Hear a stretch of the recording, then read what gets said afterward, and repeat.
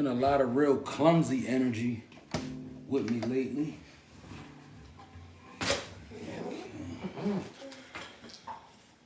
Stand right.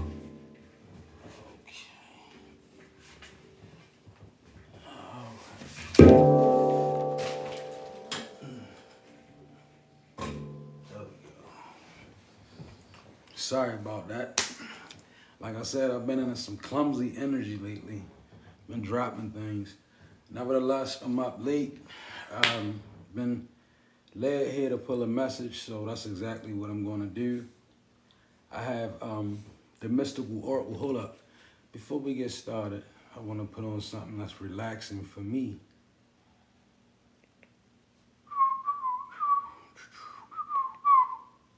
So how's y'all day?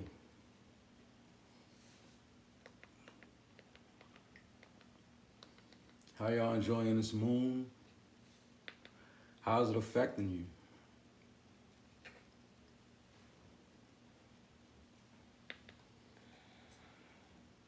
Are you weaving through the projections? It's a lot of projection energy.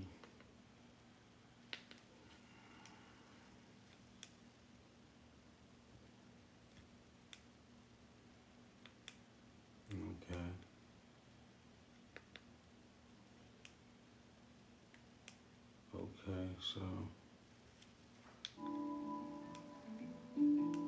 Okay, so yeah, let's get to it.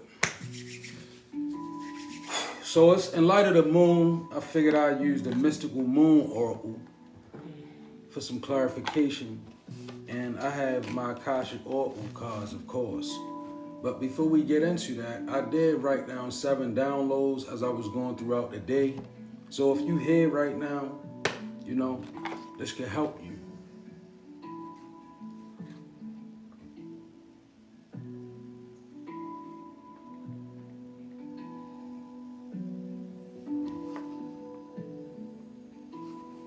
Okay, so here we go. First, I'm gonna get straight to these. The decisions that we make today, they will affect the karma of tomorrow. So when you're going through your decision-making process, just try to understand that the decisions that you choose to make today, not only will they affect tomorrow, but they're gonna affect the karma that comes along with tomorrow too. And that goes for good or bad, right? Karma is not always a bad thing. I know it's used in a bad term, but it's not necessarily a bad meaning behind karma. Karma is like a, many of us already know what karma is, so it's not even no need to go into it. But nevertheless, the decisions that you make today, they will affect the karma of tomorrow. So make sure you're making wise decisions. Try to think them through. And if you find yourself slipping into a place where you're not making good decisions, just try to back out of it as best you can. The next one, right, which I found funny when I wrote this, because me and High Priestess, we had a discussion about this, the second download, and it's better to wear Walmart sneakers as opposed to fake J's from the flea market.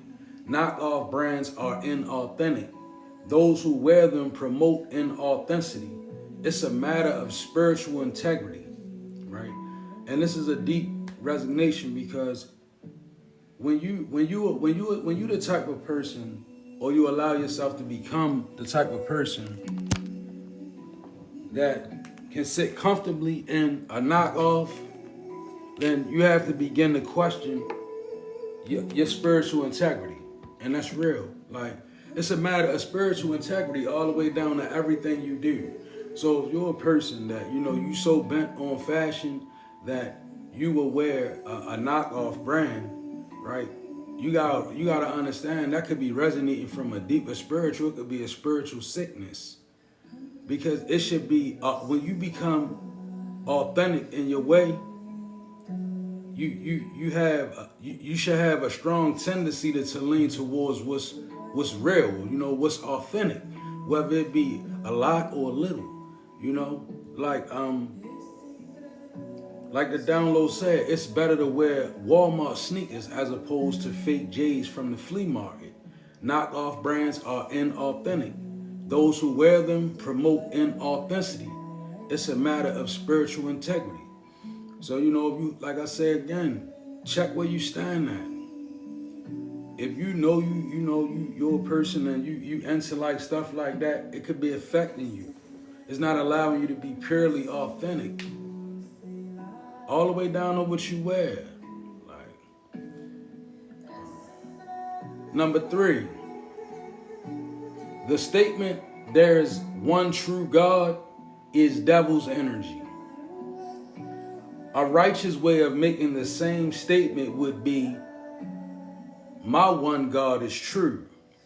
Until we begin to understand other cultures, we will remain limited in our own understanding, and this does little for someone who doesn't even understand you, right? And that's real. Like, I took my time to write that as it came in. The statement, there is one true God, is devil's energy from the jump. When people come with that, there's only one true God, that automatically puts them in the energy of division. That's devil's energy. There's nothing godly about standing on a mountaintop and screaming that your God is the one God. What does that say about other people, right? And I'm not standing to oppose anybody, right? But we gotta really begin to look at it for what it is, because if I'm accusing another person, I gotta, So now, whatever we believe in, it's true to us. So when we profess that what we believe in is true to us, now you're talking about aligning yourself. Because you gotta really make room, like the download says. If we don't understand other cultures, we're gonna remain limited in our understanding. And this does little for a person who doesn't understand you, right? If you're trying to communicate a right path or a right way to a person that don't understand you culturally, there's a need for you to kind of like be able to mesh and be able to understand where they come from. Because if you don't understand where they come from, you're not making God, you're making division. That's devil's energy, right? Okay. 4th one, open up and let love flow into your heart, and it will pour out of your life. It will pour out in your life. This is the only way. You can't pour from an empty cup. You got to open up and let love flow into your heart. It's hard. It's not easy.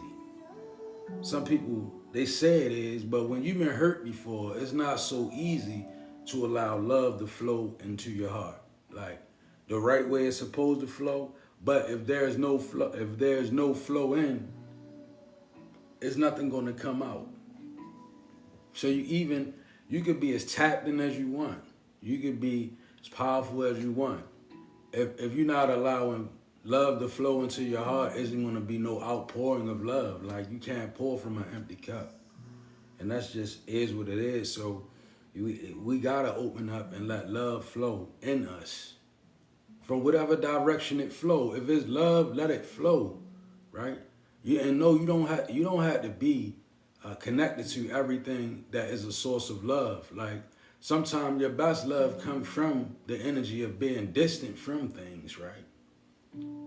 So if love is flowing towards you, allow it to flow into your heart, and it's gonna pour out into your life. Like it'll refine you. When we become hard and we don't let love in at 1:11 on the clock, it hardens us, right? We need to be refined. Love got to come in and make changes in you. When people see that love, like I'm going to say, like it's safe to say, when love begins to flow in your heart, you begin to look different. Your outward appearance, it begins to change. Your energy becomes different. It changes with the seed, and then the things that you do struggle with, oftentimes love is able to cover them. It's like you're able to get better leverage on life, particularly if you're a speaker or you're a person that people, you pour out into people. You gotta let love flow in so you can have something to pour out. Fifth, if you're fair in your justice towards the universe will be fair in its justice towards you. And that's real. You understand? Like, if you are fair in your justice towards the universe, like, I mean, I'm gonna go some places with this. So try to follow me, because this is a deep download. Are you a person that like to go outside and destroy nature for no reason? That produces a bad karma. If you're a person that just looks to, like, snap flowers and break them in half with no purpose, right? You produce ultimately a bad karma. So you gotta begin to treat the universe with justice. Even before you treat people with justice, you gotta learn how to treat the environment with justice.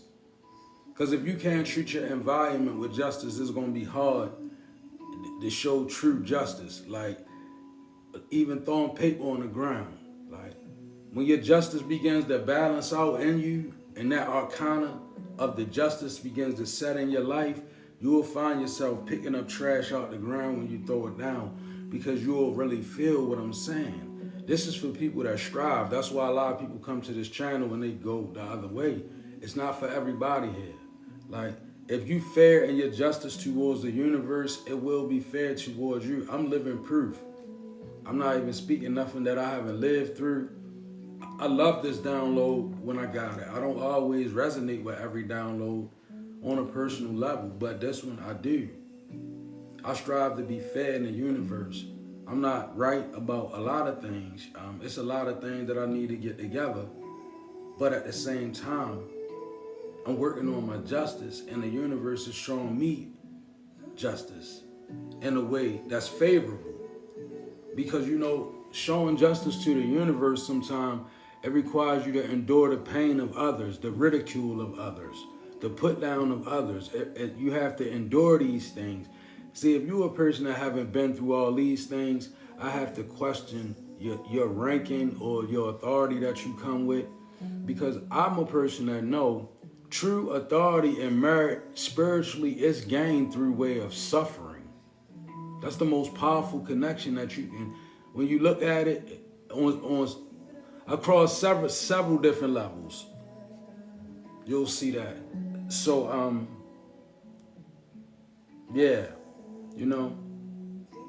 be fair in your justice, and the universe is going to grant you fair justice, right?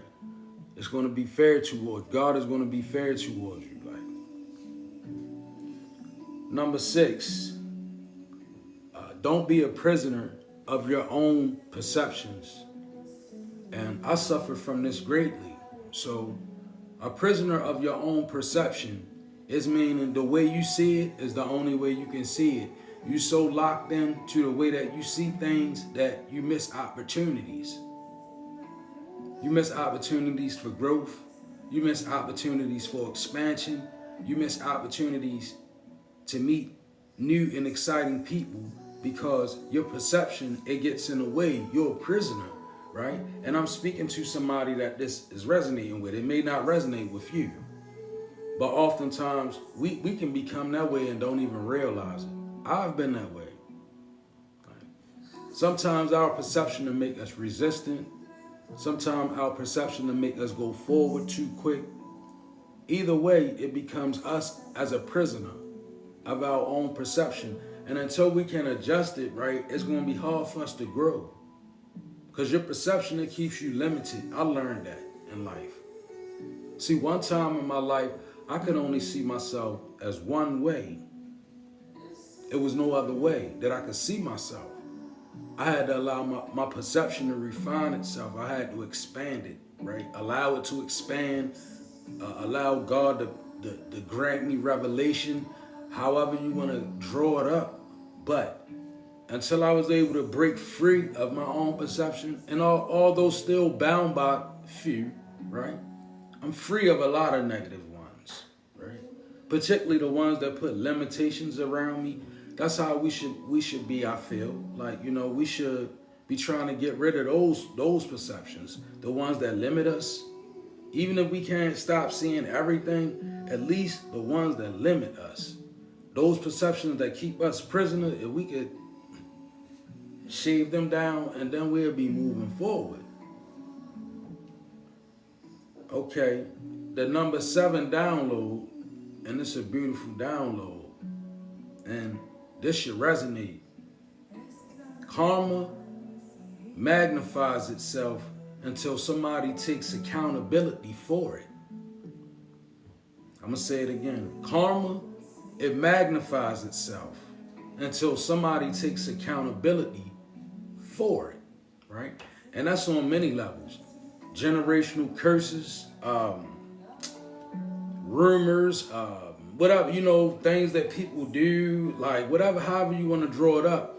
When somebody set karma in motion, in order for that karma to be reversed, accountability got to come. That karma has to be accounted for. Somebody has to be held responsible for setting a cycle in play. Because oftentimes cycles, like I'm really speaking about heavy to light stuff, generational curses, curses in general, false accusations, curvaceous behavior, like different things that people do that set that wheel of karma in motion. It's not no bobbing and weaving and trying to justify a way out of the energy of karma. It's already set. It's in the universal law and order. So the only hopes of karma stopping or reversing or becoming something different or a cycle ending is that karma that was set in motion, it has to be met with accountability. Somebody got to be held responsible for the karma. That's why a lot of people find grace and they find liberty in confession and telling the truth. I know, as you know, where I'm from in my culture, we not really big on confessing to ministers inside of boxes. But at some level, that energy, right, it would sustain a lot. If people could understand that confession is taking accountability for karma, so it reverses a cycle. It stops it. It puts forth. It's so hard to explain, but it's so real. I promise you. It's really like that. In your life, the karma that you may suffer, because we all do, once you begin to take accountability, watch how small it become. Watch how it subside away from you. Watch how it become easier for you to move into a newer cycle. But it's really about taking accountability on a spiritual level. Forget, if you can't reach man, because sometimes we stranded in our pride. And I know how that can be when you're stranded in your pride. You don't really want to take accountability because sometimes people feel they got to lose too much. I've been in that situation too, where I feel if I take accountability for this, man, But if you can muster up the courage to do that, it's a powerful, energetic change, right? It's a statement being made spiritually.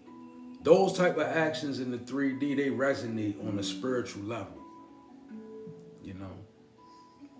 You give your ancestors permission to step in and even assist you. Because it's like, anytime, thank you, Spirit, holding a karma in your life that requires you to take accountability, it begins to beat up on you spiritually. Because your spiritual forces, they can't protect you. That's why even back to generational curses, a lot of us, we suffered, right? I'm getting a curse off my bloodline, right? Determined to do that by the way I'm living. So it creates a legacy. That legacy, see, that's what it's about. Breaking the curses on us is about doing. As you begin to do, you breaking a curse. You taking accountability for the things on your family and your bloodline. You gotta be willing to do that. Even if you don't participate in all the activities, you gotta be willing to take accountability for the things that your bloodline do. That stops karma with you. I wish that somebody could understand that on a real strong level, because it's that serious. Like, you had people trapped in a bottle in your family. You had people stranded on a pipe in your family, maybe. You had people stuck on all type of energetic bonding modes, like, all kind of stuff I don't want to say, of course, but when you learn how to look at all of them that succumb to all of it and be like, we guilty of all that, even me. Even though I wasn't in the bottle, or even though I wasn't stranded with I got my own affliction and it's related to the family thing that bonds us. Taking that accountability, I mean, seriously, it's intentional. You gotta do this kind of stuff with intention, because it's gonna need your faith to back it. If you say you lifting a generational curse and you intentional, you don't gotta know the ins and outs and the details. Spirit gonna hold you down. If they your intentions and you begin to work and put in the work, it's not a high vibrational ancestor that's gonna leave you stranded doing that kind of thing. You invoke protection and power. When you take on that attribute, like as a generational curse breaker, and you begin to move, you got so much power that moves with you that you don't understand. It's like igniting forces that you can't comprehend. It's outside this physical reality, and that's real. And if you can't get that, this ain't the channel for you. I'm gonna be honest with you. If you can't pick up what's being put down right now, this ain't the place for you to be, right? It's 100 million other channels. But I'm trying to tell you, when you take on the energy of a generational curse breaker, it's not about knowing every detail and every move you about. Man, it's purely about the unknown. You gotta be unbendable, because people gonna come at you. Do you think that the things that bind us generationally want to let us go? Why? Why would they want to let us free? It's their duty to keep us bound. So that means relative and everybody is going to show up. The spirit that binds a family, it bonds up families. There's a familiar spirit called the Banshee, Archangel Michael. That kind of spirit, it bonds up families. So when you go to be the generational curse breaker, you excite people in a way where, you could offend them, you could intrigue them, but it's going to become a level of excitement in the exchange because you took on the title of generational curse breaker. So spiritually, it's like, I hear that MC Hammer song, Can't Touch This, doom, doom, doom. Real rap. Like, once you take on that duty, you can't be touched because your protection, your bloodline want to be free of the curse. When you talk about souls and how they come back and how they manifest over and over again into the same old poverty, right? And then you sit back and you look at stars that have finance, their children, they do well and all that. This is not by happenstance. Somebody chose to do something in that bloodline that produced that karma for that soul to reincarnate, right? Yeah, that's probably heavy, but still, again, try to understand it. Because what you do right now, it changes the karma for later on. You could be from a family that came from poverty. Change your mindset. Years to come, it's going to be riches. Because those souls, they're going to begin to remanifest and they're going to articulate wealth. It's not about getting all the money that we're going to get right here. But gain the spiritual abundance and the wealth. And when you gain it, it travels. So when you come back, if you come back, you be in better standings, right? And if you establish a connection now, you have a connect. That's why I'm glad that my great-grandmother Alice was a shaman. right? She was a shaman. She was a medicine woman, right? She done a lot of different things metaphysically. She had esoteric knowledge. It produced a family of mine that had esoteric knowledge. I'm thankful for her because she established that connection. You understand? Yeah, it was a bunch of karma that came along with that, but I feel her. When I move in my high vibration, I feel her energy because I'm able to right her wrongs. The things that she didn't have the courage to do, I'm able to do. The thing that she didn't have the courage to say, I'm able to say. So you think that her being in the position that she in, why would anybody go the route of spell work? When I got a grandmother, a great grandmother like that, it won't work on people like us. It's not gonna work. Because why? The people before us, they established the connection. In that connection, it was gifts, it was fruits, it was labors, it was different things.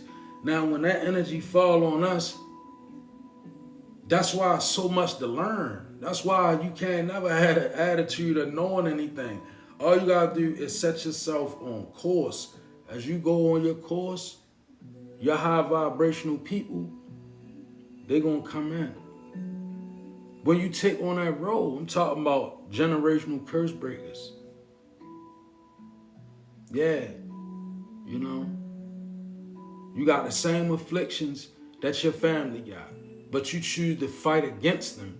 Do you know fighting against them? Do you know how much spiritual power it's like you fighting against energies that been on your family for hundreds of years. Generational curses, 500 years or better, right? Some of our curses, right? That been reinforced, right? Because once people dabble in magic, they dabble in it all throughout the annals of time. You'd be amazed at what some of our grandmothers and grandfathers was doing. You will be amazed, right? So, when you take on the role of a generational curse breaker and you fight, just know everything that you didn't fight is a victory. Everything that you didn't succumb to is a victory. Like some people, you ain't choose the battle. You dodged a major. Some people you didn't choose narcotics. You dodged a major one. Some people you didn't choose lustful endeavors or promiscuous behavior. You dodged a bullet. But you got snared by something else because the spirit manifests in different ways to trap us. So that's for my generational curse breakers, right? Keep moving forward and begin to understand the level of protection that you have. Because people wonder why you protected. Like I've heard people ask, well, what makes me protected? Well, the work that you put in, for one thing. Do you know people that work in the service of the kingdom, they invoke a level of protection. Energies like Gabriel, Michael, Phanuel, Raguel, all of these type of energies, they from heavenly, Shem energies. You invoke them. When you step into your power, I don't care what nobody tell you. That's what it is.